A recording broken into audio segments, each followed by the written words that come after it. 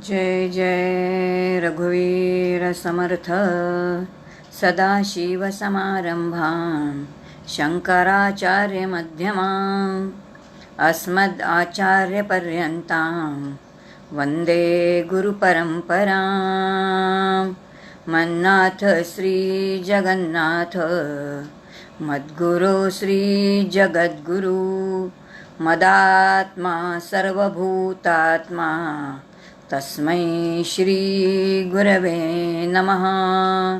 श्रुतिस्मृतिपुराणानाम् आलयं करुणालयं नमामि भगवत्पादं शङ्करं लोकशङ्करं शङ्करं शङ्कराचार्यं केशवं बादरायणं सूत्रभाष्यकृतौ वन्दे भगवन्तौ पुनः पुनः। शुकासारिखे पूर्णवैराग्यजाचे वसिष्ठा परिज्ञानयोगेश्वराचे कवी वाल्मिका सारिखा मान्य ऐसा नमस्कार माझा सद्गुरु रामदासा। कृपा कटाक्षाची किरणे मोहसमुद्राचे आटणे घडे जय त्या श्रीकृष्णे वंदू तयाते। जय जय रघुवीर समर्थ। प्रभू रामचंद्राच्या चरणी वंदन करते, हनुमंताला वंदन करते, समर्थांना वंदन करते, सद्गुरूंना वंदन करते। या संत समागमचे सर्व असणारे शास्त्रीजी त्यांच्या चरणी वंदन करते। या ठिकाणी बोलणारे सर्व जे वक्ते आहेत त्यांना वंदन करते। सर्व श्रोते जे आहेत त्यांना सप्रेम अभिवादन करते। आणि आजचं जे आपलं चिंतन आहे त्या चिंतनाला आपण सुरुवात करू। कालपासून आपण छांदोग्य उपनिषद बघतोय। हे छांदोग्य उपनिषद सामवेदातलं आहे आणि ह्याचे 8 अध्याय, त्यातले पहिले 5 असणारे उपनिषदपर असणारे अध्याय, 6वा अध्याय उत्तम अधिकारी, 7वा मध्यम अधिकारी आणि 8वा जो आहे तो अगदी मंद अधिकारी जो आहे त्याच्यासाठी आहे। आणि त्याची संपूर्ण रचना कशी आहे, त्यात किती कथा आहेत, त्या सगळ्या काल आपण बघितला। आणि प्रत्यक्ष तत्त्वज्ञानाचा जो विषय आहे या उपनिषदामध्ये जे शिकवलेलं आहे, महावाक्य याच्यामध्ये आहे। आणि हे कोणतं महावाक्य असेल तर ते तत्वमसी हे महावाक्य। हे तत्वमसी हे महावाक्य आपला मुलगा जो श्वेतकेतू आहे त्या श्वेतकेतूला त्याचा पिता जो आहे तो समजावून सांगतोय। आणि किती वेळा समजावले, गुरु शिष्याला समजेपर्यंत न कंटाळता शिकवतात। पुन्हा पुन्हा वेगवेगळे दृष्टांत देत आहेत, वेगवेगळे प्रयोग सांगतायत आणि त्या प्रयोगाने ते त्याला शिकवत आहेत। आणि असं एकदा नाही, दोनदा नाही, 9 वेळा बोध केलेला आहे की ते तत्वमसी तूच ते आहेस आणि तो आत्मा तू आहेस असा त्यांनी केलेला जो बोध आहे हा तो 6वा अध्याय आहे। या 6व्या अध्यायाचं संपूर्ण आपण चिंतन, कारण हाच मुख्य त्याच्यामध्ये आहे। बाकी सगळ्या उपासनाच आहेत आणि त्या उपासना वैदिक काळातल्या आहेत। त्या काल आपण बघितल्या की त्या प्रत्यक्ष आपल्याला करता येणं शक्य नाही। त्या प्रत्यक्ष 6व्या अध्यायामध्ये जाण्यापूर्वी एक छोटा प्रश्न 5व्या अध्यायामध्ये एक शंका उत्पन्न केली। ती शंका बघूया।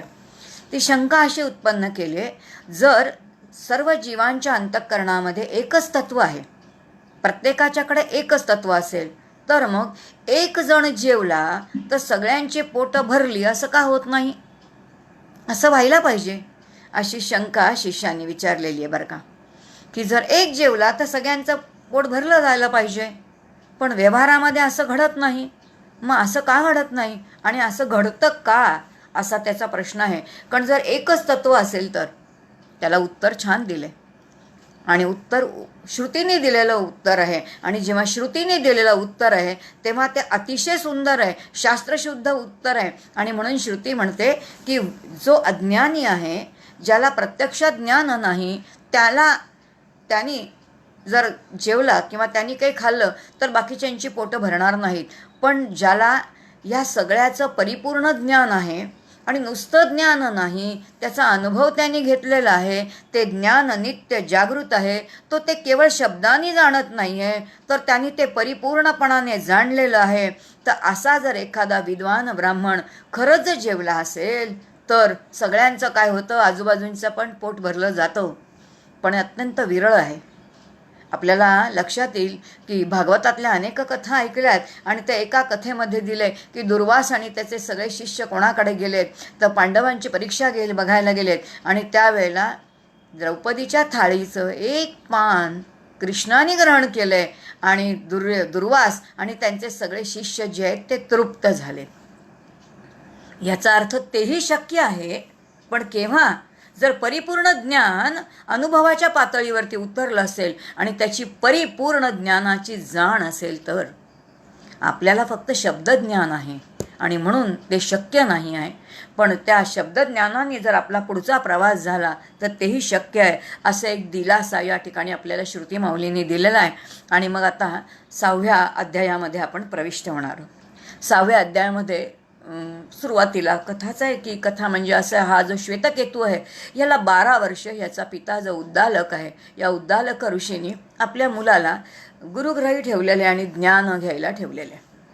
12 वर्ष यांनी परिपूर्ण ज्ञान मिळवलेले. अत्यंत हुशार आहे, चतुर आहे, बुद्धिमान आहे आणि मनामध्ये विचार करतोय माझा पिता स्वतः ऋषी आहे, मग त्यांनी मला दुसऱ्याकडे का ठेवलं? याचा अर्थ माझ्या पित्याकडे परिपूर्ण ज्ञान नसलं पाहिजे. माझ्या पित्याकडे पूर्ण ज्ञान नसेल म्हणून त्यांनी मला बाहेर ठेवलं असेल, असा कुठेतरी त्याच्या मनामध्ये समज आहे. आणि या समजाने 12 वर्ष गुरुग्रही राहून सगळं ज्ञान परिपूर्णपणे ग्रहण केलेलं आहे. आणि आता श्वेतकेतू आपल्या घरी आलेला आहे.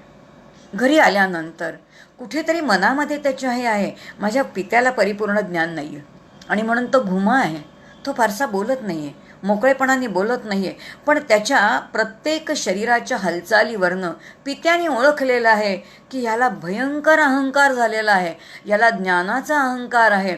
आणि त्या ज्ञानाच्या अहंकारामध्ये ह्याला जीव म्हणजे काय, जगत म्हणजे काय, कशा प्रकारचा व्यवहार करायचा आहे हे काही नाही कळत आहे. आणि हे जर कळत नसेल तर मग त्या ज्ञानाचा काय उपयोग आहे?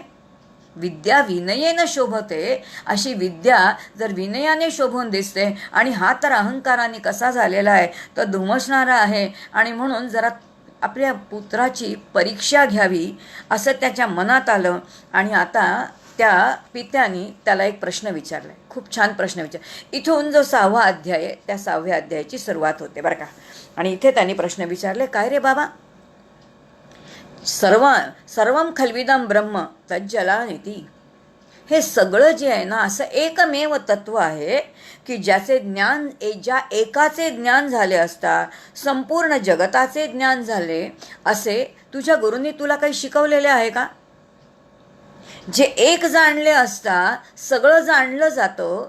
किंवा पुढे त्यांनी म्हटले की जे एक ऐकल्याने न ऐकलेलं सुद्धा ऐकल्यासारखं होतं, न तर्क करता सुद्धा ज्याचा तर्क करता येतो, असं तुझ्या गुरूंनी तुला काही शिकवलं आहे का? ही भाषा श्वेतकेतूला माहिती नाही. जे एक जाणलं की सगळं जाणलं जातं, अशी ही जी भाषा आहे ही भाषा काही त्या श्वेतकेतूला माहिती नाही आहे. आणि आता तो गोंधळलाय, बावरलाय.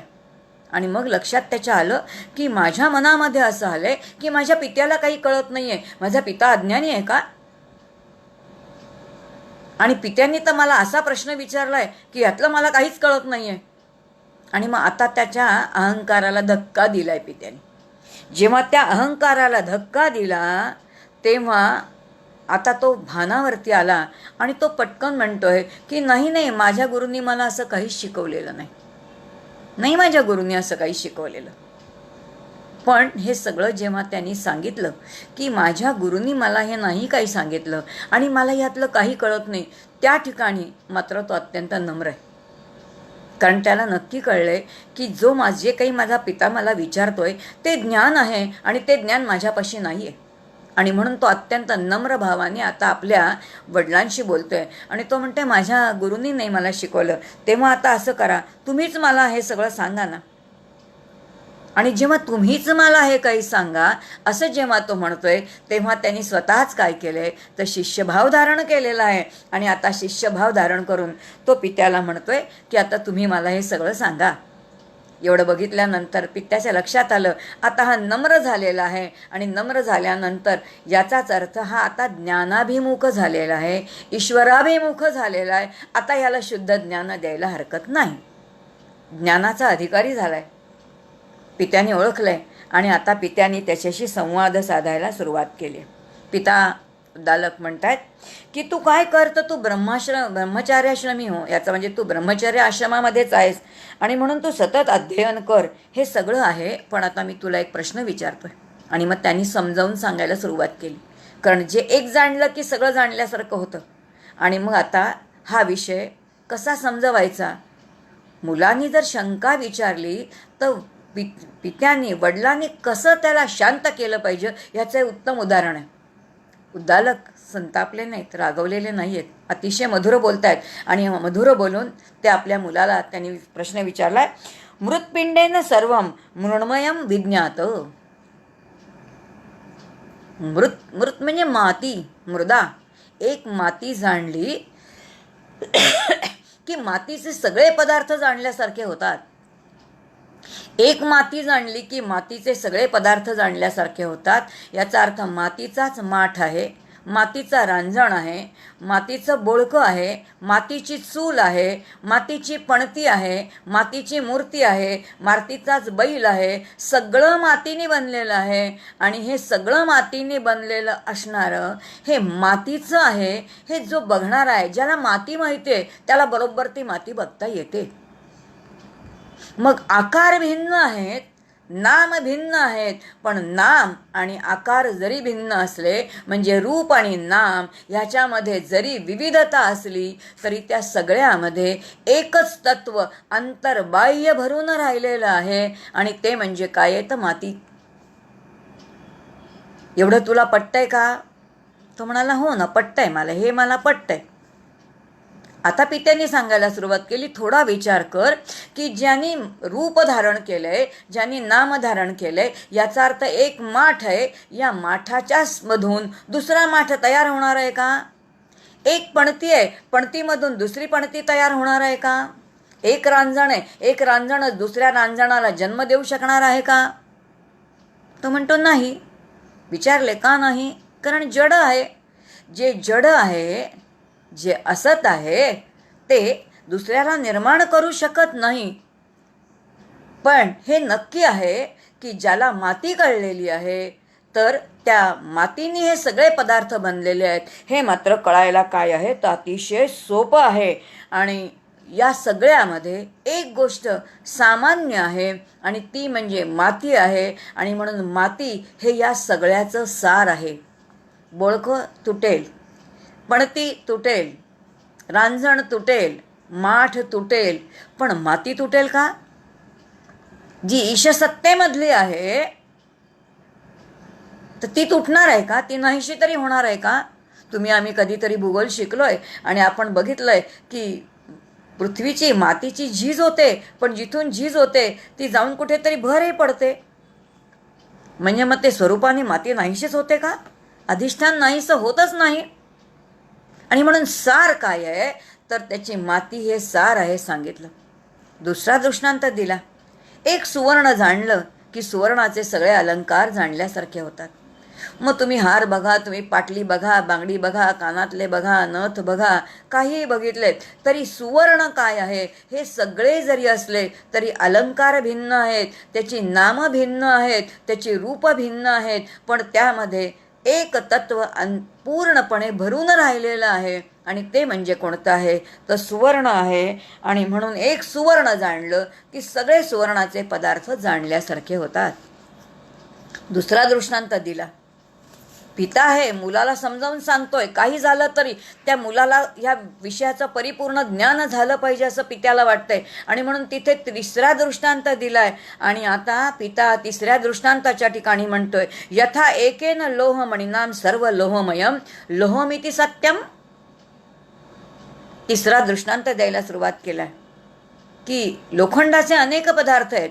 लोखंडाचा खिळा आहे, लोखंडाची हातोडी आहे, लोखंडाचाच नांगर आहे, लोखंडाचाच फाळ आहे, लोखंडाचीच कढई आहे. अनेक गोष्टी लोखंडाच्या आहेत. या प्रत्येकाचं नाम वेगळं आहे, प्रत्येकाचं रूप वेगळं आहे. पण प्रत्येकामध्ये एक तत्व मात्र काय आहे, तर ते म्हणजे लोह तत्व सगळीकडे अंतर्बाह्य परिपूर्णपणाने भरलेलं आहे. आणि असं हे लोह तत्व जे भरलेलं आहे. आणि म्हणून यथा एकेन लोहमणीना सर्व लोहमयम लोहमिति सत्यम. आणि म्हणून खिळा असू दे, हातोडी असू दे, नांगर असू दे, फाळ असू दे, कढई असू दे, या सगळ्यामध्ये लोह एकत्वाने भरलेलं आहे आणि ते एकच तत्व आहे.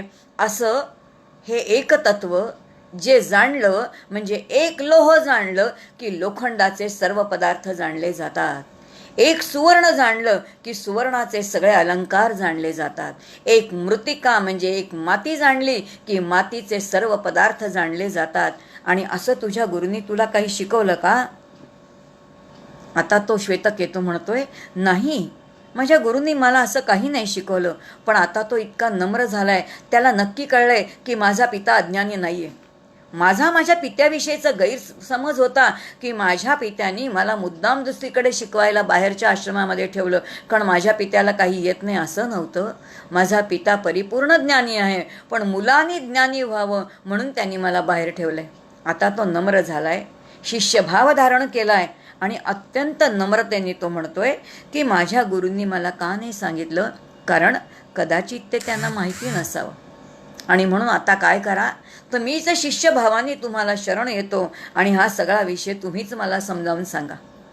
आता जेव्हा मुलगा शिष्यभावाने पित्याला शरण आलेला आहे तेव्हा उद्दालक ऋषींना अतिशय आनंद झाला. आणि आनंद झाल्यानंतर आता त्यांनी प्रत्यक्ष त्याला बोध करायला सुरुवात केली. आणि जो बोध करायला सुरुवात केली, सगळ्यात गाजलेली जी श्रुती आहे ती श्रुती इथे येते.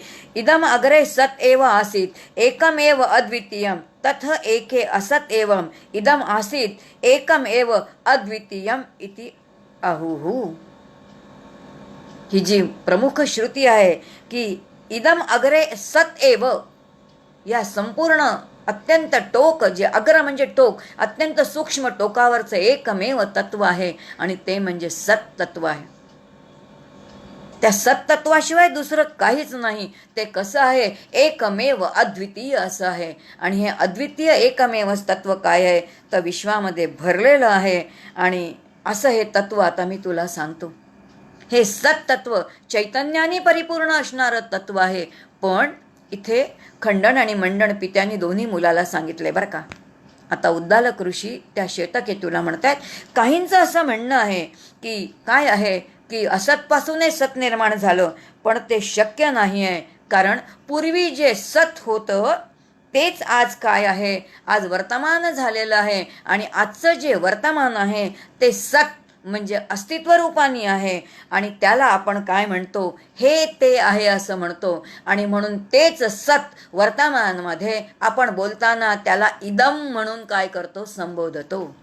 इदम हे ते आहे, हे झाड आहे, ही भूमी आहे, हे आकाश आहे, हा काय आहे, पशु आहे, हा माणूस आहे, ही स्त्री आहे.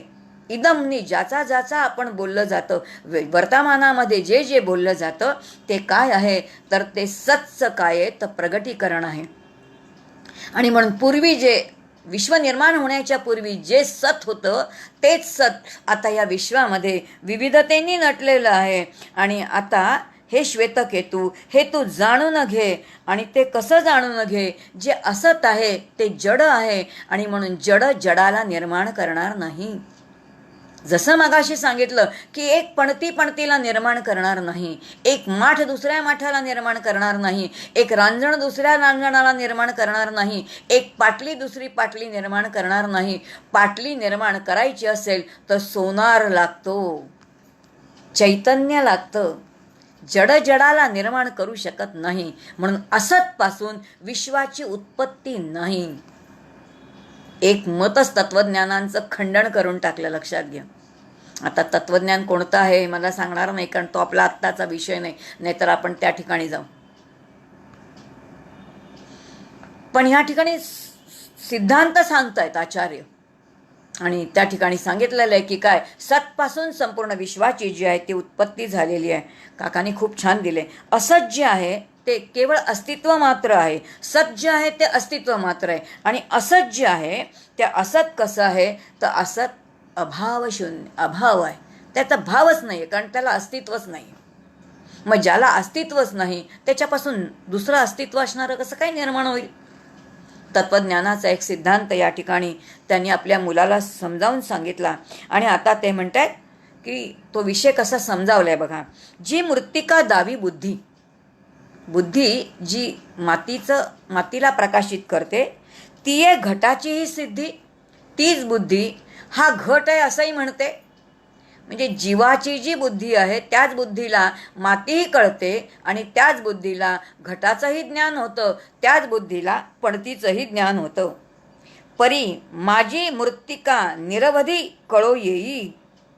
पण त्याने असं म्हटलंय की ही जी बुद्धी आहे ह्याच बुद्धीला या प्रत्येकामध्ये ओतप्रोत माती भरलेली आहे ते कळतं. पण हे कळतं की एका घटापासून दुसरा घट निर्माण होत नाही.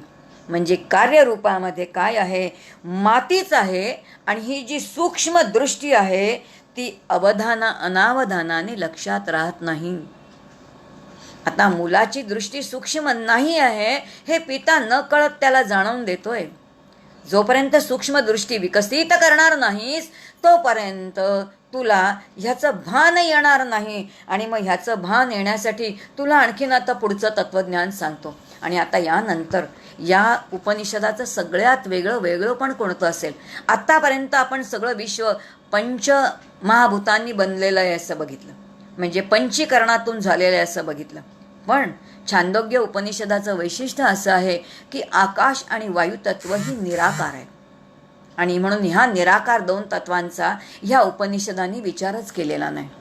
जी स्थूल तीन तत्व आहेत, या स्थूल तीन तत्वांनी जे म्हणून आकार आहेत, 84 लक्ष योनी जे काही आहेत किंवा जड जे आहेत ते ह्या तीन तत्वांनी बनलेले आहेत. आणि म्हणून त्यांनी त्रिवृत्तकरण जे आहे तो विषय मांडलेला आहे. आणि आता तो विषय या ठिकाणी काय आहे, आणि म्हणून तीनच तत्व मानली आहेत. एक म्हणजे तेजतत्व, तेजातून निघालेलं जलतत्व, आणि जलातून निघालेलं पृथ्वी तत्व, म्हणजेच काय, अन्न. आणि मग ह्या अन्नापासून निघालेले आहे सगळे 84 लक्ष योनी. म्हणून ह्या तीन तत्वांचा विचार या ठिकाणी छांदोग्य उपनिषदांनी केलेला आहे. आणि ही तीन तत्व कशी आहेत तर ती आता मुळापासून विश्वाची उत्पत्ती कशी झाली तिथून त्यांनी सांगायला सुरुवात केली. आणि आता पिता उद्दालक जो आहे तो श्वेतकेतूला शिकवतायत. आणि ते म्हणतायत की पूर्वी जो एक सत होतं, जेव्हा हे सत तत्व होतं त्या सतने मी एकटा आहे, एकोहम बहुश्याम प्रजायेत, मी एकटा आहे आणि बहु व्हावं असं काय केलं तर चिंतन केलं. आणि आता असं चिंतन केल्यावरती ते सत्तत्व काय झालं, ते त्या सत्तत्वाने तेज तत्वाची उत्पत्ती केली. आता आकाश आणि वायू जे आहे तर ते आहेत सूक्ष्म रूपामध्ये, ते असणार आहेत, ते आहेत असं त्यांनी धरलेलं आहे पाठीमागच्या ज्याला बॅकग्राऊंडला आहेत. पण मूळ सत्तत्व काय झालं तर ते तेज झालं. आणि त्यांनी तेज काय केलं तर त्यांनी तेज तत्व उत्पन्न केलं. आता तेज तत्वाला पुन्हा मी एकटा आहे, एकोम बहुश्याम असं त्या तेजाला वाटलं. आणि म्हणून त्यांनी पुन्हा काय केलं, त्यांनी तप केलेलं आहे. आणि जेव्हा तेजाने पुन्हा चिंतन केलं, तप केलेलं आहे, तेव्हा त्याला बहु व्हावंसं वाटलं. म्हणून याच तेजाने कसली निर्मिती केलेली आहे तर त्यांनी जलाची निर्मिती केलेली आहे. आता जलनिर्मिती केल्यानंतर हे जे जल आहे त्या जलाने चिंतन केलंय, त्यांनी काही तप केलंय. आणि त्या जलाने चिंतन तप केल्यानंतर त्या जलालाही असं वाटलं की आपण बहु व्हावं. आणि म्हणून त्यांनी काय निर्माण केलं तर त्यांनी अन्न निर्माण केलं. आणि अशा या पाण्याच्या वृष्टीने अन्नाची निर्मिती, म्हणजे पहिल्यांदी तेजतत्व, तेजामुळे काय आहे तर तेज म्हणजे मुळामध्ये तेज असल्याशिवाय वनस्पतीच निर्माण होणार नाहीत. मग आता लक्षात येईल की तेजातून पाणी, पाण्यातून पृथ्वी, पृथ्वीमध्ये वनस्पती, आणि वनस्पती कशावरती आहेत तर त्या जलावरती आहेत. नुसतं जल चालत नाही, कारण अग्नीशिवाय त्या स्वतःचं अन्नच तयार करू शकत नाहीत. मग ह्या तीनही गोष्टी एकमेकांमध्ये इतक्या सुंदर मिसळलेल्या आहेत. जसं पंचीकरणाचं शास्त्र आहे तसं त्रिवृत्तकरणाचं शास्त्र जे आहे ते सगळं शास्त्र आता उद्दालक ऋषी त्या श्वेतकेतूला समजावत आहेत. आणि ते म्हणतात की आता ही तीन तत्व जी आहेत, या तीन तत्वांनी सगळे आकार जे आहेत ते कसे बनलेत, ते कशा प्रकारांनी कार्य करतायत ते समजून घे. आणि आता त्यांनी सांगितलं की जेवढी म्हणून भूत निर्माण झालेली आहेत, भूत भूभवती होणे, जे निर्माण झालेलं आहे ते, जे जे भूत निर्माण झालेली आहेत, किती झाली? 3 प्रकारची भूत निर्माण झाली. अंडज, जारज आणि उद्भिज. अंडज म्हणजे अंड्यातून निर्माण होणारी. कोणतं तत्व आहे? जेव्हा अंड्यातून एखादा जीव निर्माण होतो तेव्हा अंड्यावरती ती जी आहे ती मादी ती बसते आणि ती उबवते, आणि उबवल्याशिवाय त्या अंड्यातलं पिल्लू बाहेर पडत नाही. म्हणून ते तेज तत्व आहे, ते अंडज. जारज, जारज म्हणजे जन्माला येणारं. कुठं जन्माला येतंय? तर ते जिथं जन्माला येतंय ते म्हणजे जलतत्व आहे. आणि जलतत्वामध्ये जेव्हा ते जन्माला येतंय तेव्हा ते जारज, त्याचं अधिष्ठान कोणतं असेल तर जल हे त्याचं अधिष्ठान आहे. आणि म्हणून आपण जर भागवताचा अभ्यास केला तर लक्षात येईल, जे आपले दशावतार आहेत त्या दशावतारामधला पहिला अवतार मत्स्यावतार आहे. कारण तो कुठं आहे तर जलामध्ये आहे. आणि म्हणून मातेच्या गर्भामध्ये एक गर्भाशयाची पिशवी आहे ज्याच्यामध्ये जल आहे, आणि त्या जलामध्ये पहिला घन पदार्थ आहे. जारज कुठे निर्माण होतं? जलामध्येच निर्माण होतं. आणि म्हणून ते जारज, जलातून ज्याची निर्मिती आहे ते जारज. हे सगळे काय आहेत तर सस्तन प्राणी, पशु, पक्षी हे सगळे तिथे जारज आहे. तिसरे उद्भिज, जमिनीतून येणारे सगळे वृक्ष, जमिनीतून वर येणार आहेत. मग वृक्ष आहेत, वेली आहेत, काय सगळे जे काही प्रकार उद्भिज म्हणजे निर्माण होणारी जी काही भूत आहेत ही पुन्हा 3 या तत्वापासूनच निर्माण होणारी आहेत. आणि म्हणून अंडज जी आहेत ती तेज तत्वाची आहेत, जारज जी आहेत ती कोणत्या तत्वाची आहेत? जलतत्वाची आहेत. आणि उद्भिज जी आहेत तर ती पृथ्वी तत्वाची आहेत. आणि अशा 3 प्रकारची भूतं त्यांनी निर्माण केली. आणि मग आधी वृक्ष निर्माण केला, आधी बीज निर्माण केली. आता प्रश्न आहे आपल्याला, आधी अंड की आधी कोंबडी? आधी बीज की आधी वृक्ष? वृक्षानंतर बीज, सगळं एकापेक्षा एक एक एक एक म्हणजे सगळे जे आपण विचार करतो ना तेव्हा मूलगामी जे जे काही पडणारे प्रश्न आहेत हे सगळे प्रश्न उद्दालक ऋषी त्या मुलाला समजावून सांगतात. आणि म्हणून ते म्हणतात की जगतमध्ये काय आहे तर अनादी एकच तत्व आहे, आणि ते म्हणजे अनादी तत्व म्हणजे सत्तत्व आहे. आणि याच सतने ईक्षण केलंय. आणि जेव्हा त्यांनी ईक्षण केलंय तेव्हा त्यांनी ते ईक्षण करून ते ब्रह्मतत्वच नाम आणि रूपाच्या साह्याने त्यांनी त्याची अभिव्यक्ती केलेली आहे. काय सुंदर विचार आहे बघा. नाम आणि रूपाच्या साह्याने सतनी अभिव्यक्ती केलेली आहे, म्हणजेच ते व्यक्त झालेलं आहे. कसं व्यक्त झाले तर नामरूपाने ते व्यक्त झालेलं आहे. आणि मग इथलं त्रिवृत्करण सांगितलं. ह्या 3 गोष्टी आहेत, तेज आहे, आप आहे आणि पृथ्वी आहे. या 3ही गोष्टी एकमेकांमध्ये बेमालूमपणे मिसळलेल्या आहेत. पण कशा मिसळल्या? तेज तत्वाची जर एखादी गोष्ट असेल तर 1 अंश जर तेजाचा धरला तर त्याच्यामध्ये अर्धा अंश तेजाचा म्हणजे 50% तेज आहे, आणि 25% काय आहे तर 25% आप आहे, आणि 25% पृथ्वी आहे. आप जर म्हणजे जलतत्व जर आपण बघितलं, एखादा रसमय पदार्थ जर बघितला तर त्याच्यामध्ये 50% आप आहे, आणि उरलेल्या 25% काय आहे तर त्याच्यामध्ये तेजही आहे, आणि 25% काय आहे तर पृथ्वी तत्वही आहे. आणि आता पृथ्वी तत्व जर बघितलं तर घनता बघितलं तर 50% पृथ्वी तत्व आहे, आणि 25% काय आहे तर ते 25% त्याच्यामध्ये तेज आहे, आणि 25% आप आहे. असं हे त्रिवृत्करण 3 गोष्टी एकमेकांमध्ये संपूर्ण कशा आहेत बेमालूमपणे मिसळल्या. आणि ह्याचं त्रिवृत्करण असं चिंतन केलं, त्या सतनी केलं. आणि आता या जीवभावामध्ये या 3ही देवतांनी प्रवेश केला. ही 3 तत्वांच्या या 3 देवता आहेत, आणि 3 देवतांनी ह्या 3 तत्वांसह कशामध्ये प्रवेश केला तर जीवाच्या म्हणजे या शरीरामध्ये जो जीव आहे त्या जीवामध्ये त्यांनी तो काय केलेला आहे तो प्रवेश केला. आणि आता हे त्रिवृत्करण काय आहे हे श्वेतकेतू माझ्याकडून समजावून घे, पिता सांगतोय. पित्याने आता त्रिवृत्करण जे आहे ते समजावून सांगायला सुरुवात केली. आणि ते म्हणतात की आता तुला उदाहरण देऊन सांगतो की 3ही गोष्टी एकमेकांमध्ये किती बेमालूमपणे मिसळलेल्या आहेत. उदाहरण दिलं आहे. एक काय आहे तर तापलेला लोखंडाचा गोळा आहे. लोखंडाचा गोळा म्हणजे तो पृथ्वी तत्वाचा आहे, आता त्याला तापवलं म्हणजे त्याला कशाच्या सहवासामध्ये आणलं? तेजतत्वाच्या सहवासामध्ये आणलं. तेजतत्वाच्या सहवासामध्ये आणल्यानंतर तो तापून लाल लाल भडक झाला. याचा अर्थ ते सगळं तेजतत्व त्याच्यामध्ये अंतर्बाह्य भरून राहिलं आणि म्हणून तो लाल लाल झाला. परिणामी काय झालं? इतका लाल झाला, इतका लाल झाला की आता ते लोखंड गोळा तो इतका तापला आणि आता त्याचं काय झालं? तो वितळला आणि वितळल्यानंतर तो व्हायला लागला. हे वाहणं जलतत्व आहे. तापणं म्हणजे काय आहे? तर ते अग्नितत्व आहे. आणि मूळ काय आहे? तर पृथ्वी तत्व आहे. 50% ते 25-25 हे त्रिवृत्तकरण. अशी एक एक गोष्ट त्या पित्यानी त्या श्वेतकेतूला सांगायला सुरुवात केली. आणि पुढे ते म्हणतात आणखीन एक उदाहरण बघ की तुला असं वाटते की जलतत्वामध्ये आहे किंवा नाही. थोडा विचार कर म्हणे. जल एक शांत सरोवर आहे. सरोवरामध्ये शांत असं पाणी आहे आणि एका शांत पाण्याच्या सरोवरामध्ये कल्पना कर तू तिकडे गेलेला आहे आणि त्या सरोवरामध्ये तू तुझं मुख बघ. ते मुखाचं प्रतिबिंब तुला दिसेल की नाही?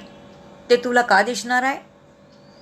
जलतत्व आहे पण जलतत्वामध्ये तेजतत्व आहे, प्रकाश आहे आणि प्रकाशामध्ये तुझं मुख जे आहे ते पृथ्वी तत्वाचं जड आहे. आणि जड असलं तरी ते जलामध्ये दिसणार आहे. म्हणजे जलामध्ये सुद्धा ही 3 तत्व आहेतच.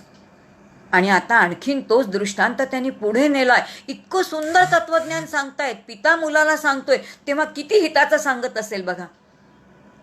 उद्दालक ऋषी सांगतायत अरे तो चेहरा तुझा जेव्हा पाण्यामध्ये दिसेल ना तेव्हा तुला ह्या त्रिवृत्तकरणाचा अंदाज येईल. पण लक्षात घे तो चेहरा, त्या चेहऱ्याला त्या पाण्यामध्ये सरोवरामध्ये असणाऱ्या सगळ्या जलचरांनी कितीही चावलं, कितीही त्रास दिला, कितीही खाण्याचा प्रयत्न केला तरी त्याला त्याचा प्रत्यक्षात काही त्रास आहे का? त्याला त्याचा प्रत्यक्षात त्रासच नाही आहे. कारण ते भासमान आहे. जे भासमान आहे त्याला सुखदुःख होतच नाही. अगदी तसंच जीव मुळात ब्रह्मस्वरूप आहे पण जीवरूपाने तो भासमान आहे. आणि म्हणून मीच माझ्यावरती सुखदुःख आरोपित केलेली आहेत. जसं त्या प्रतिबिंबाला जलचर काहीच करू शकत नाहीत तसं या जीवाला या दृश्य जगातली सुखदुःख सुख देऊही शकत नाहीत आणि दुःखही देऊ शकत नाही. सिद्धांतावरून प्रत्यक्ष काय आचरण करायचंय? काय सुंदर सांगताय. तत्वज्ञानातून कसं जीवन जगावं, या जगामध्ये कशा प्रकारचं चिंतन करावं. आणि इथून त्रिवृत्तकरणातून त्यांनी हे सांगायला सुरुवात केली. आणि मग पुढे ते म्हणतायत की हे जे ब्रह्म आहे ना आता हे सगळं त्रिवृत्तकरण झालेलं आहे. आणि या त्रिवृत्तकरणातून लक्षात घे जीव आणि जड जो म्हणजे ब्रह्मतत्व आणि त्याच्यातून ईशण केलं आणि मग जीव निर्माण झाला. आणि तो जडता हळूहळू क्रमाक्रमाने पुढे सरकला आणि अशी लक्षावधी नामरूपाने ते सज्ज आहे ना ते प्रगट झालेलं आहे. आणि मग काय काय तो प्रगट नाही झाला?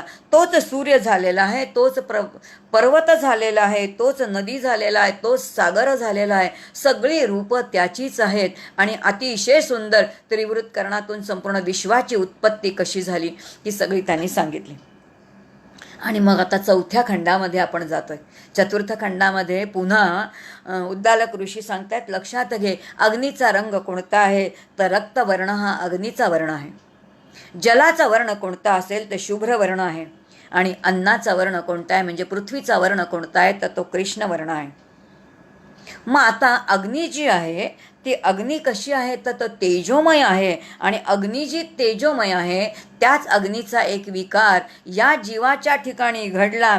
आणि तिचा विकार घडून अग्नितत्वाचं या देहामध्ये काय निर्माण झालं तर वाणी निर्माण झाली. आणि म्हणून वाणी जी आहे त्या वाणी आपण सह्याने ती अग्निप्रमाणे अत्यंत तेजस्वी आहे.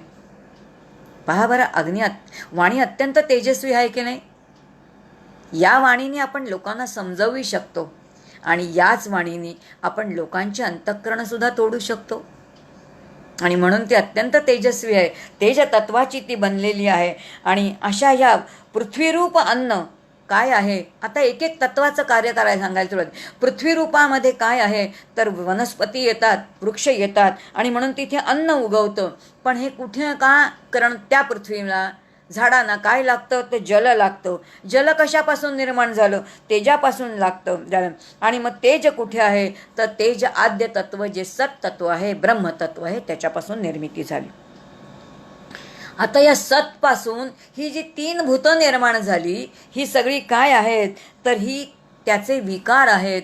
आणि छांदोग्य उपनिषद इतकं शास्त्र आपल्याला सांगते. शास्त्रामध्ये सांगितलेलं आहे की हा विकार म्हणजे काय आहेत? हे बसवलेली सिस्टीम आहे. अभ्यास आमचे डॉक्टर काका नेहमी म्हणतात, उपनिषदी शिकवताना लक्षात ठेवायचं, this is a system. Know the system, use the system, get the result and forget the system. ही सिस्टीम बसवून दिलेली आहे, एक शास्त्राची घडी बसवून दिलेली आहे. हे शास्त्र आपल्याला समजून घ्यायचं आहे. आणि ते शास्त्र समजून घ्या. आणि काय आहे ही? तर ही संपूर्ण काय आहे? तर हे सगळे विकार जे आहेत, म्हणजे ज्याला आपण म्हणतो ना की हे सगळे विकार बनले, एका सतचे विकार आहेत. सतनीच काय केलं? तेज बनलं. सतच काय बनलं? सतच जल बनलं. सतच पृथ्वी बनलं. हे सगळे त्याचे विकार. हे काय आहेत? तर हे कल्पना आहे. आणि म्हणून हे काल्पनिक आहेत. म्हणूनच संपूर्ण विश्वच कसं आहे? तर विश्वच कल्पनामय आहे. योग वशिष्ठामध्ये वशिष्ठ मुनी म्हणतात, विश्व मनोनिर्मित आहे. मन समर्थ त्याला म्हणतात. संपूर्ण विश्व म्हणजे सावयव कल्पना. विश्वाला आधार काय आहे? मना कल्पिता कल्पिता कल्पकोटी, नवे रे नवे कदा राम भेटी. कारण विश्व कल्पनेनीच बनलेलं आहे. कल्पनेनी काय रामाचं खरं दर्शन होणार? त्याच्यासाठी वेगळं काहीतरी करायचं आहे. ही संतांची भाषा आहे. आपण आता उपनिषदाच्या भाषेतून समजून घेतोय. आणि म्हणून हा सगळा विषय त्यांना सांगितला. आणि मग ह्या 3 जी तत्व आहेत, या 3 देवता ज्या आहेत, त्या शरीरामध्ये गेल्या, त्या इंद्रियामध्ये वास करून राहिल्या. आणि त्या ठिकाणी त्यांनी पुन्हा त्याचं त्रिवृत्करण केलं. आता ह्या 3 देवता आपल्या शरीरामध्ये शिरल्या. एवढं तुला कळलं का? विचारले. तो म्हणतोय कळलं, इथपर्यंत मला कळलं.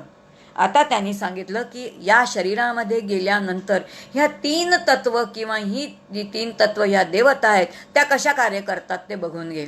आणि म्हणून पहिल्यांदी पृथ्वी तत्व किंवा अन्न शरीरामध्ये काय कार्य करतं ते समजून घे सांगितले. आणि आता उद्दालक ऋषी सांगतात, अन्नम माशितम त्रेधा विधीयते तस्य यः. हे अन्न जे आहे ना, ते अन्न एकदा उदरात गेलं की ते जठरामध्ये जातं. जठरामध्ये तिथे पाचक रस त्याच्यामध्ये मिसळले जातात. आणि त्या ठिकाणी अन्नाचं पृथक्करण होतं. आणि आता अन्नाचं पृथक्करण होतं, तिथे अन्नाचं पचन होतं. आणि ते पचन झाल्यानंतर पुन्हा या अन्नाचं पचन 3 प्रकाराने होतं. आता हे खूप महत्त्वाचं आहे बरं का. आपल्याला कळलं पाहिजे काय आपल्याकडे आतमध्ये काय प्रक्रिया घडतात. जेव्हा मी अन्न खाते तेव्हा त्याच्या कोणत्या 3 प्रक्रिया घडतात. खाल्लेल्या अन्नाच्या जठरामध्ये गेल्यानंतर पाचक रस निर्माण झाल्यानंतर 3 प्रकारच्या प्रक्रिया घडतात. यातला न पचलेला जो भाग आहे तो स्थूल आहे, त्याला मल म्हटलेला आहे. तो शरीराच्या बाहेर उत्सर्जित केला जातो. नको असलेलं अन्न जे स्थूल आहे त्याला मल म्हणतात, की जो अपवित्र आहे तो शरीराच्या बाहेर ढकलला जातो. जे अन्न खाल्लेलं आहे त्याच्यामधलं सगळ्यात सकस भाग कोणता आहे? ते प्रथिनं आहेत. तो मध्यम भाग आहे. आणि याच मध्यम भागांपासून स्नायू तयार होतात, ज्याला आपण लिगामेंट्स म्हणतो. स्नायू जे आहेत आपले सगळे, हे स्नायू मांस जे आहेत, मांस भाग स्नायू, हे सगळे त्याच्यापासून तयार होतात. आणि याच अन्नाचं अत्यंत सूक्ष्म भागापासून काय तयार होतं? तर मन तयार होतं. मनाची उत्पत्ती कुणापासून आहे? तर ती अन्नापासूनच आहे. आणि म्हणून मन अन्नमय आहे. जसं अन्न खाऊ तसं मन होतं. अन्न जर तमोगुणी खाल्लं तर वृत्ती तमोगुणी आहे. अन्न जर सत्वगुणी खाल्लं तर वृत्ती सत्वगुणी आहे. म्हणून काय प्रकारचं अन्न खावं हे आपल्याला बुद्धी दिलेली आहे. त्या बुद्धीच्या साह्याने आपण जाणून घ्यायचं आहे. आणि म्हणून अन्नाचं त्रिवृत्करण कशा प्रकाराने होतं हे समजावून सांगितलं. म्हणून अन्न खाल्ल्यानंतर त्याचा स्थूल भाग जो आहे नको असणारा शरीराच्या बाहेर जातो. मध्यम भागाचे स्नायू तयार होतात. आणि अत्यंत सूक्ष्म भागाचं मन तयार होतं. हे पृथ्वी तत्व झालं. आता पुढच्या तत्वाचं सांगायला सुरुवात केली. उद्दालक ऋषी म्हणतात, श्वेतकेतू समजावून घे. आपहा पिताश्रेता विधीयते तासाम. आता आप म्हणजे पाणी. जे जल आपण केलेलं सेवन केलेलं आहे आपण पाणी रोज पितो. पाणी प्यायल्यानंतर काय घडतं या पाण्यामध्ये? खूप तहान लागली की पाणी पितो, घाम पुष्कळ आला की पाणी पितो, शिणलो की पाणी पितो. हे पाण्याचं काय घडतं? या पाण्याचंही पचनच होतं आणि ह्याचंही रूपांतर 3 प्रकारामध्येच होतं. आणि म्हणून ह्याचं जे स्थूल आहे, स्थूल रूप, याचा अर्थ जे शरीराला अनावश्यक आहे, जेव्हा त्या पाण्याचंही पचन होतं, त्याच्यावरती काही प्रक्रिया घडतात आतमध्ये, तेव्हा त्याचा नको असणारा स्थूल भाग जो आहे तो मूत्र रूपाने शरीराच्या बाहेर काय केला जातो? तो उत्सर्जित केला जातो. त्याचा मध्यम भाग जो आहे ना, त्याचा मध्यम भागाचं काय तयार होतं? तर ते रक्त तयार होतं. आणि मग त्याचा जो आत्यंतिक सूक्ष्म भाग आहे, त्या सूक्ष्म भागापासून प्राण तयार होतो. जे आपले प्राण आहेत, प्राण धारण केलेलं आहे. आणि म्हणून म्हणतात प्राण कसा आहे? प्राण जलमय आहे. का जलमय आहे? जेव्हा आपल्याला धाप लागते तेव्हा आपण पहिल्यांदा काय करतो? पाणी पितो. पाणी प्यायल्याशिवाय आपली धाप कमीच होत नाही. जोरजोरात श्वास घेतो. याचा अर्थ दम लागला की पहिल्यांदा काय करतो? पाणी पितो. प्राण जलमय आहे. काल आपण बघितलं, जेवायच्या आधी अपोषणी घेतो, जेवण गेल्यानंतर अपोषणी घेतो. याचा अर्थ प्राणाला जलानी आच्छादित करतो. प्राण जलमय आहे. म्हणून जल या देहामध्ये गेल्यानंतर त्याचं त्रिवृत्करण होतं आणि 3 प्रकाराने त्याचं पुन्हा पचन होतं. आणि म्हणून त्याचा स्थूल भाग शरीराच्या बाहेर मूत्ररूपाने उत्सर्जित केला जातो. मधल्या भागाचं रक्त तयार होतं आणि तिसरा भाग जो आहे त्यांनी प्राण तयार होतात. जलाचं त्रिवृत्करण सांगितलं. आणि मग आता सांगितलंय तेजोवितम त्रेधा विधीयते. आता तेजाचं काय होतं समजून घे. आणि आता तेज तत्वाचं त्रिवृत्करण सांगायला सुरुवात केली की आपण जे स्निग्ध सेवन केलेले स्निग्ध पदार्थ आहेत, तेज कशापासून मिळतं? तेज जे आहे ते स्निग्ध पदार्थापासून मिळतं. आणि म्हणून स्निग्ध पदार्थ जास्त, स्निग्ध म्हणजे तेल नाही बरं का, तूप, लोणी, साय, दूध, हे जे सगळं सात्विक अन्न आहे हे स्निग्ध आहे. त्याच्यामध्ये स्निग्धता आहे. तुपामध्ये स्निग्धता आहे, लोण्यामध्ये स्निग्धता आहे, साईमध्ये स्निग्धता आहे, दुधामध्ये स्निग्धता आहे. हे सगळे सत्वगुणांनी युक्त असं असणारं अन्न आहे. आणि असे सेवन केलेले स्निग्ध पदार्थ जेव्हा आपण ग्रहण करतो तेव्हा त्याचं रूपांतर म्हणजे ते जेव्हा जठरामध्ये जातात त्याचंही 3 प्रकाराने रूपांतर होतं. आणि असं जेव्हा रूपांतर होतं तेव्हा त्या स्निग्ध खाल्लेल्या त्या पदार्थाचं जे स्थूल, त्याचं पहिला जो जे संबंध त्याच्यावरती रूपांतर झाल्यानंतर जो त्याचा स्थूल भाग आहे त्याच्याने काय तयार होतं? तर त्याच्याने अस्थी तयार होतात. अस्थी म्हणजे हाडं. आपल्या ज्या अस्थी आहेत त्या कशाने तयार होतात? तर स्थूल भागांनी तयार होतात. मध्यम भाग जो आहे त्या मध्यम भागातून काय तयार होतात? तर मज्जा तंतू, ज्याला आपण म्हणतो नर्वस सिस्टीम. आता नर्वस सिस्टीम जर योग्य चालू पाहिजे असेल तर तूप आणि लोण्याला पर्याय नाही. लक्षात येईल की काय काय. याचा अर्थ स्निग्ध पदार्थांनी काय मिळणार आहे? स्निग्ध तेज तत्व आहे आणि त्याच तेज तत्वाची वाणी आहे. आणि म्हणून वाणी जर उत्तम पाहिजे असेल स्निग्ध पदार्थ खाल्ले पाहिजेत. तूप, लोणी, दूध, तप हे जे काही आहे हे सगळे सात्विक आहेत. याला पर्याय नाही.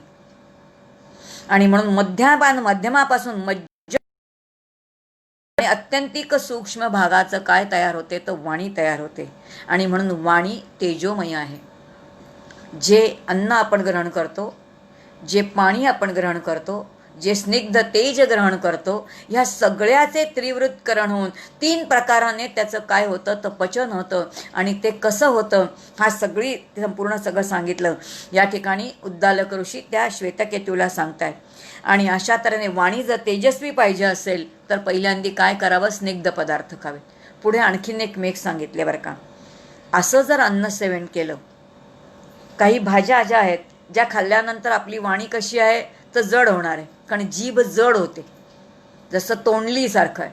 तोंडली खाली तर जीभ जड होणार आहे.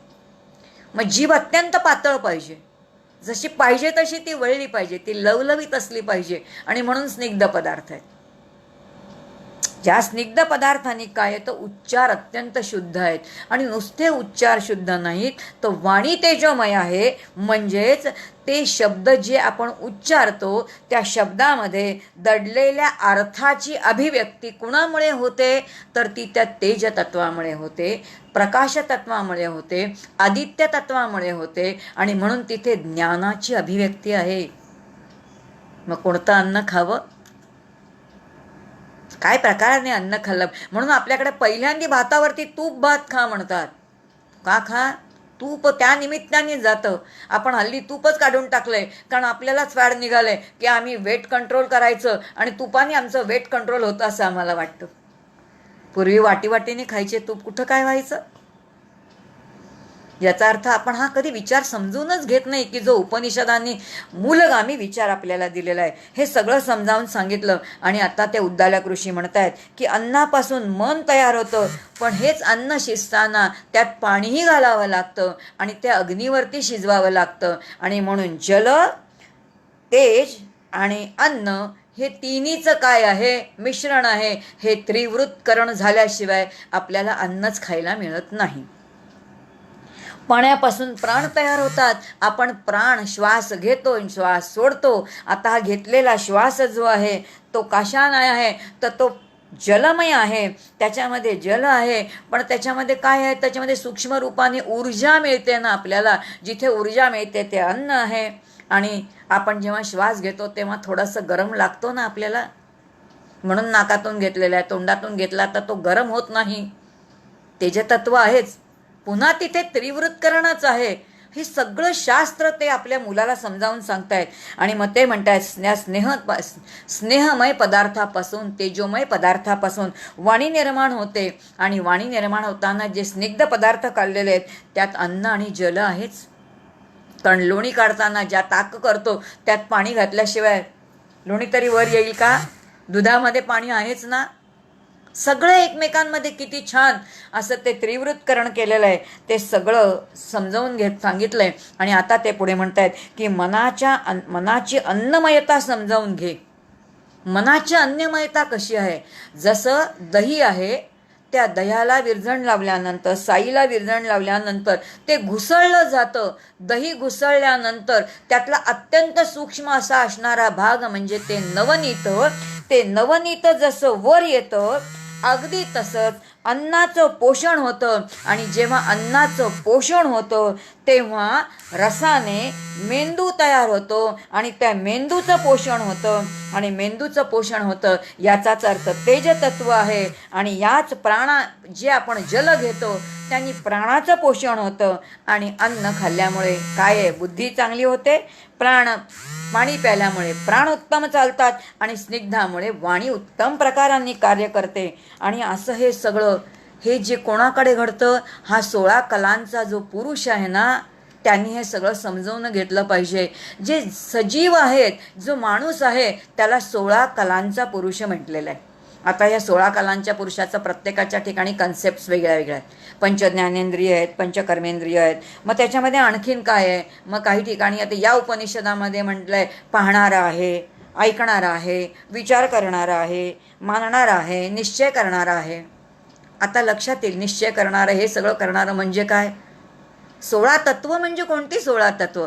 पंचज्ञानेंद्रिय, पंचकर्मेंद्रिय, पंचप्राण आणि अंतःकरण पंचक, ज्याच्यामध्ये मन आहे, बुद्धी आहे, चित्त आहे, अहंकार आहे. ही 16च्या 16 असणारी हा 16 कलांचा जो पुरुष आहे, हा 16 कलांचा पुरुष कुणाच्या साह्याने निर्माण झालेला आहे तर या सतपासूनच त्याची निर्मिती झालेली असं सांगितलंय.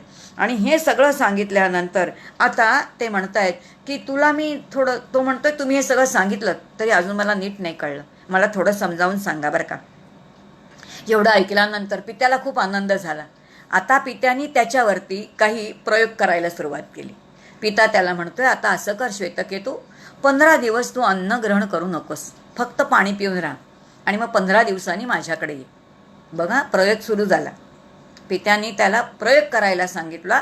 श्वेतकेतू 15 दिवस अन्न ग्रहण करायचं नाही, तू फक्त पाणी ग्रहण करायचंस असं सांगितल्यानंतर तो म्हणाला 15 दिवस आज्ञा पाळतो. त्याने आज्ञा पाळली. 15 दिवसांनी अन्नग्रहण केलं नाही आणि फक्त काय केलंय, जलग्रहण केलेलं आहे.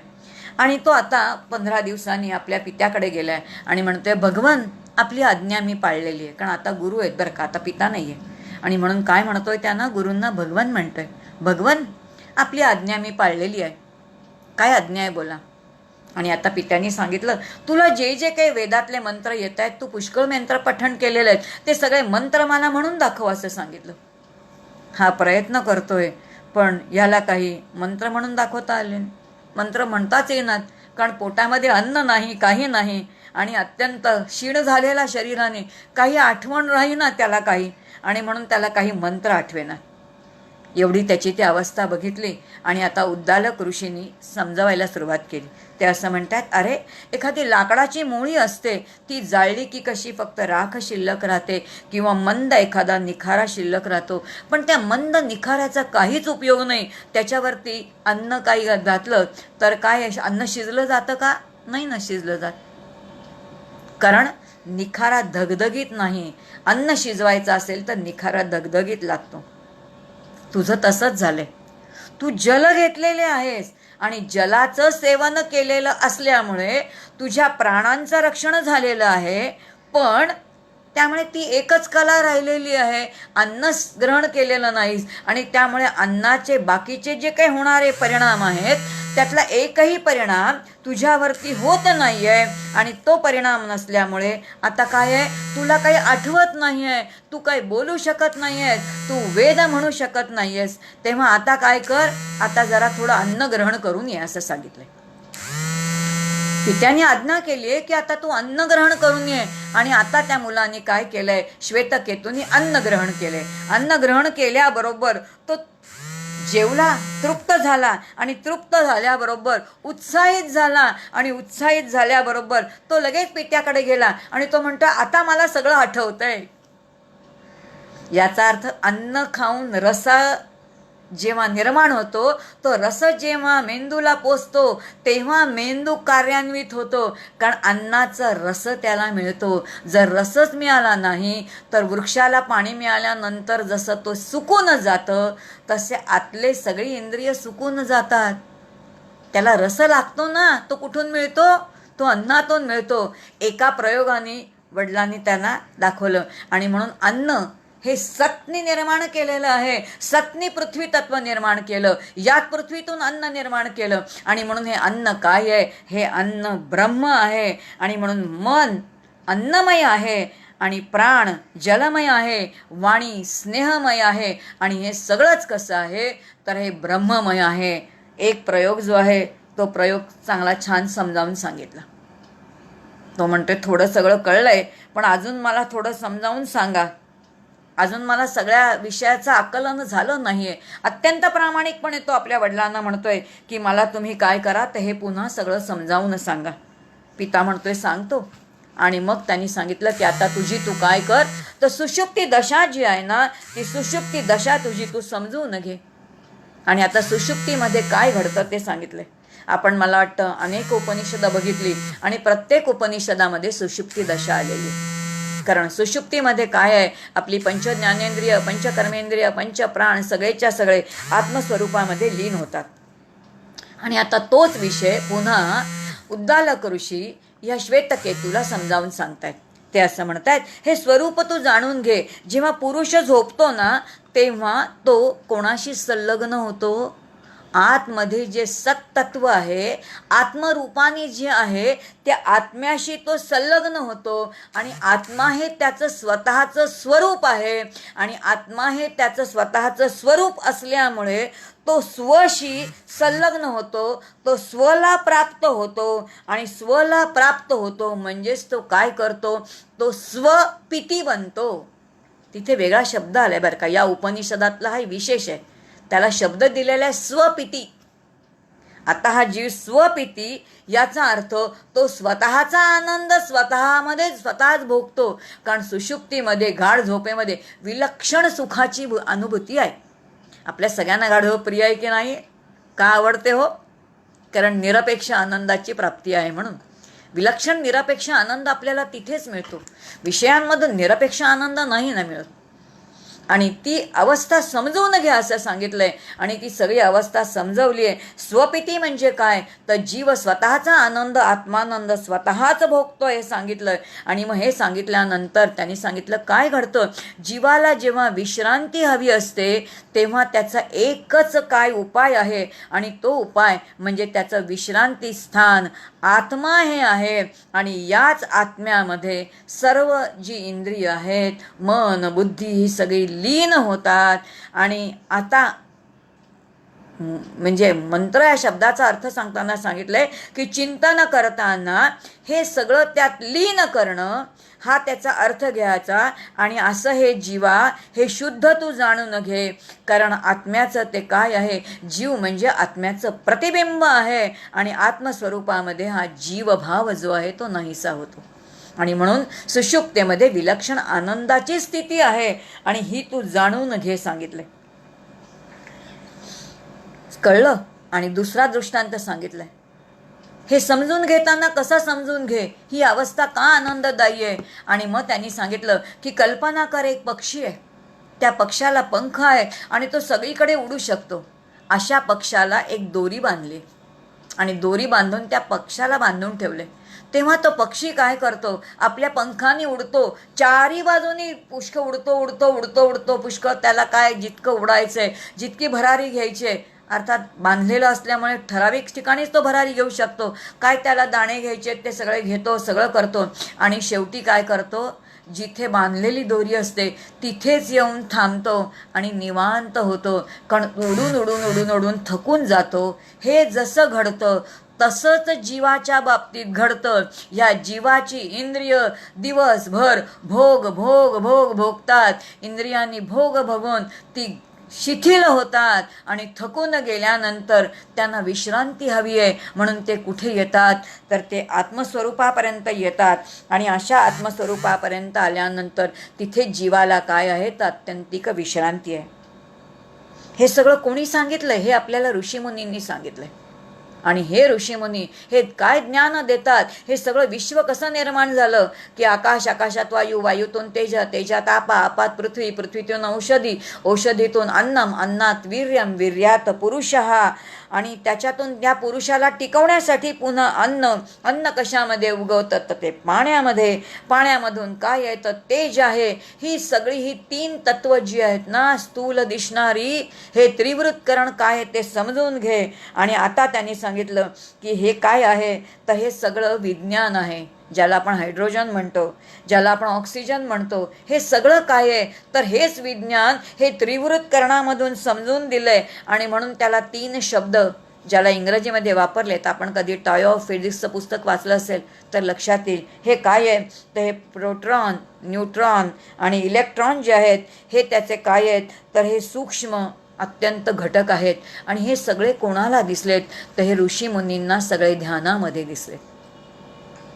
हे जे काही ज्ञान आहे ना विश्वाचं आणि जीवाचं आणि ईश्वराचं, हे ऋषींना ध्यानामध्ये दिसलेलं आहे. आणि म्हणून हे ध्यानामध्ये असणारं, ज्याला म्हटलेलं आहे कसं आहे, ते अपौरुषीय, कोणी निर्माण केलेलं नाही, अत्यंत शुद्ध ज्ञान, ज्यात कोणती भेसळ नाही. आणि ह्याचा आधार काय आहे, या सगळ्याचा आधार एकमेव तत्व कोणतं असेल, तर ते ब्रह्मतत्व आहे असं सांगितलंय. आणि म्हणून जीवाला काय, जगताला काय, ईश्वराला काय, ब्रह्माशिवाय गती नाही, हा सिद्धांत तू समजून घे असं सांगितलंय. आणि मग त्यांनी आणखीन एक विचार त्याला सांगितला की आता तहान आणि भूक म्हणजे काय ते जरा समजून घे. तहान केव्हा लागते, भूक केव्हा लागते. तहान केव्हा लागते याचा अर्थ जलतत्व आतमध्ये, अग्नितत्व जेव्हा वाढेल तेव्हा आपल्याला तहान लागते. खूप संतापलो की काय होतं, पुष्कळ पळलो, खूप क्षीण झाला की शरीरामध्ये उष्णता निर्माण होते. उष्णता निर्माण झालं की पाणी, भूक लागते. म्हणजे तरी काय होतं की जठराग्नी जो आहे, तो जठराग्नी कसा आहे, अन्न खाल्ल्यानं खायच्या आधी तो तापलेला आहे ना. मग तहान आणि भूक कशाचा परिणाम आहे, याचा अर्थ ते अग्नितत्व आहे. आणि म्हणून आपण जलही पितो, अन्नही खातो, पुन्हा या तिन्हीचं त्रिवृत्करणच आहे. मग हे त्रिवृत्करण समजून घेतलेलं आहे का, याच्यातून काय काय निर्माण होणार आहे, असं हे सगळं शास्त्र समजवत समजवत समजवत पुरुषाला काय आहे, पाणी पिण्याची इच्छा होते म्हणून तो पाणी पितो. मग आता हे पाणी पुढे घेऊन जातं, त्याच्यावरती जी काही प्रक्रिया घडते, कुणामुळे घडते, ती तेजामुळे घडते. आणि म्हणून आतमध्ये काय आहे की या पुन्हा सगळ्याचं त्रिवृत्तकरण आहे, ह्याच्यातूनच अंकुर निर्माण होतो आणि काही नवीन निर्मिती होते, वृक्ष निर्माण होतं. म्हणजे पुन्हा जी निर्मिती आहे ती पृथ्वी तत्वाची आहे. हे सगळं त्रिवृत्तकरण आहे. अरे तू जिथे बघशील तिथे या तिघांचाच खेळ चाललेला आहे. आणि कौतुकाने त्यालाच म्हटलेले की ही आदिमाया त्रिगुणात्मिका आहे आणि ती तिची क्रीडा करते, खेळ करते. ही त्रिगुणात्मिका ही भक्तीच्या भाषेमध्ये, शक्तीच्या उपासनेमध्ये दिसणारं तिचं दृश्यरूप सोडून द्या, पण त्याच्या पाठीमागचं सूक्ष्म तत्व जे आहे, सूक्ष्म तत्वाचं चिंतन आपल्याला या छांदोग्य उपनिषद बघायला मिळतं. कारण 3 गुणांची अभिव्यक्ती आहे ती. हे सगळं समजावून सांगतायत. आणि मग त्यांनी हळूहळू पुढे सांगायला सुरुवात केली की हे जे जलतत्व आहे, हे जलाला तेजाचा आधार आहे. या तेजरूप मूळ तत्वाचा तू शोध घे. त्याला प्रत्येक वेळेला त्याचा पिता तप करायला सांगतोय, शोध घ्यायला सांगतोय. जलतत्वाचा शोध घे, अन्न तत्वाचा शोध घे. म्हणून अन्न सोडून टाक, सोडायला लावलं, त्याला सगळे प्रयोग करायला लावले. याचा अर्थ स्वतःवरती प्रयोग करून त्याचा परिणाम आपल्यावरती, पाण्याचा परिणाम आपल्यावरती काय होतो, अन्नाचा परिणाम काय होतो, हे सगळं प्रयोगाने सिद्ध करून दाखवलेलं आहे. आणि मग त्यांनी सांगितलंय की या तिन्ही तत्वे पुरुषाच्या ठिकाणी असतात. असे हे त्रिवृत्तकरण आहे, ते मी तुला सांगतो. आणि मग आता संबंध आयुष्यभर या त्रिवृत्तकरणाच्या साह्याने आपण जीवन जगतो. पण मग मृत्यूच्या समयी काय होतं? हीच 3 तत्व तिथेही कार्य करतात. ती कशी कार्य करतात हे श्वेतकेतू तू जाणून घे. आणि मग ती प्रक्रिया या ठिकाणी आता ऋषी समजावून सांगतायत. ते म्हणतायत की ज्या वेळेला मृत्यूचा समय होतो त्यावेळी पहिल्यांदी काय होतं की जी तेज तत्वाची वाणी आहे ना, ती वाणी अडखळायला लागते. म्हणून जेव्हा आजारी माणूस असतो तेव्हा त्याची पहिल्यांदी बोलणं बंद होतं बघा. बोलायला लागला की तो अडखळत अडखळत बोलतो. नुसतं अडखळत बोलत नाही तर त्याची वाणी हळूहळू बंद पडते, त्याला काही करता येत नाही आणि म्हणून वाणीने बोलता येत नाही. आणि मग आता वाणी ती मनामध्ये लीन होते, मन प्राणामध्ये लीन होतात आणि प्राण तेज तत्वामध्ये म्हणजे परमदेवतांमध्ये लीन होतात. आता ही सरळ सरळ प्रक्रिया झाली. पण प्रत्यक्षामध्ये काय घडतं? मृत्यूच्या समयी वाणी जी आहे ती अकार्यक्षम होते. आणि जेव्हा वाणी अकार्यक्षम होते म्हणजे तेज तत्व जे आहे ते तेज तत्व हळूहळू कमी व्हायला लागतं. आता तेज तत्व कमी व्हायला लागलं याचा अर्थ इथे काय होतं? अग्नितत्व जे आहे ते काय आहे, ते आता हळूहळू क्षीण व्हायला लागलं. अग्नी कशामध्ये? अग्नीतून काय निर्माण केलं? जल. मग आता ते हळूहळू कशा होईल? शरीर आता उष्णता कमी होते म्हणून ते काय होतं? थंड पडायला लागतं. शरीर गार पडलं की आपण पहिल्यांदा काय डॉक्टर म्हणतात, अरे हे शरीर गार पडलं याचा अर्थ आता यांचे प्राण चालले. आपण म्हणतो ना, हाता लावून बघतो हात गरम आहे किंवा नाही. शरीर कोमट आहे, गरम आहे म्हणजे काय आहे? हा जिवंत आहे. मग ज्या क्रमाने विश्वाची उत्पत्ती झाली त्याच्या उलट क्रमाने काय आहे तर त्याचा लय आहे. तो लय त्या क्रमाक्रमानेच होणार आहे असं सांगितलंय. आणि अशा तऱ्हेने शरीर गार पडतं. आणि म्हणून इथे मन ज्ञानाने निवृत्त होऊन आत्मरूप झाले पाहिजे, वासनाक्षय झाला पाहिजे, तरच ते पुन्हा जन्माला येत नाही. हे मात्र मृत्यूच्या समयी घडलं पाहिजे. आणि ह्याच्यासाठी हे संपूर्ण उपनिषद समजावून घ्यायचं. म्हणजे मृत्यूच्या वेळेला पहिल्यांदा काय घडलं पाहिजे? त्याच्या पूर्वी आपला वासनांचा क्षय झाला पाहिजे, हवं नको पण संपलं पाहिजे. म्हणजे पुनरागमनागमन आपलं संपलं पाहिजे, येणं जाणं थांबलं पाहिजे. आणि येणं जाणं थांबवायचं असेल तर एकमेव इलाज म्हणजे आपलं हवं नको पण कमी झालं पाहिजे. हे सगळं समजून घे सांगितलंय. आणि मग वासना असतील तर काय आहे? तर पुन्हा जन्म आहे. आणि मग पुन्हा जन्म कसा आहे? हा पुनर्जन्म कसा आहे? खूप सुंदर दृष्टांतांनी ते समजावून सांगतायत. जसं आपण रोज गाढ झोपेमध्ये जातो, गाढ झोपेमध्ये गेल्यानंतर जगताचं अस्तित्वच निघून जातो.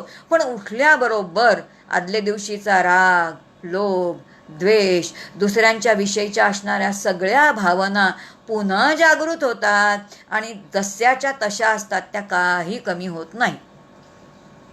हे जसं घडतं तसं मृत्यूनंतर तो अव्यक्तात गेलेला जीव पुन्हा एखादा देह धारण करतो आणि त्या देहामध्ये त्या वासना, ते विकार सगळे जसेच्या तसेच असतात, काही बदलत नाही. त्याच्या त्या गुणांसह, त्याच्या त्या विकारांसह, त्याच्या त्या वासनांसह तो पुन्हा कसा होतो, तर तो जन्माला येतो आणि ह्या जशाच्या तशा सगळ्या वासना तशाच राहतात. हे असंच घडतं. आणि म्हणून नेमकं आता तुला मी काय सांगतो, तर तत्वमसी काय आहे ते सांगतो. आणि यानंतर या पित्याने या श्वेतकेतूला एकदा नाही, दोनदा नाही, 9 वेळा तत्वमसीचा बोध केलाय आणि प्रत्येक वेळेला एक नवीन काय केलाय, त्याच्यावरती प्रयोग केलाय. ते सगळे प्रयोग आणि 9 वेळा केलेला तत्वमसीचा बोध, हा सगळा विचार आपण उद्या बघूया. कारण आत्ताच माझ्या घड्याळामध्ये 11:07 झालेली दिसत आहेत. 7 मिनटं पुढे गेलेली आहेत. आत्तापर्यंत सगळी केलेली सेवा जी आहे ती आचार्यांच्या चरणी आणि भगवान वेदो नारायणाच्या चरणी समर्पित करते. इथेच थांबते. जय जय रघुवीर समर्थ. हरिओम तत्सत.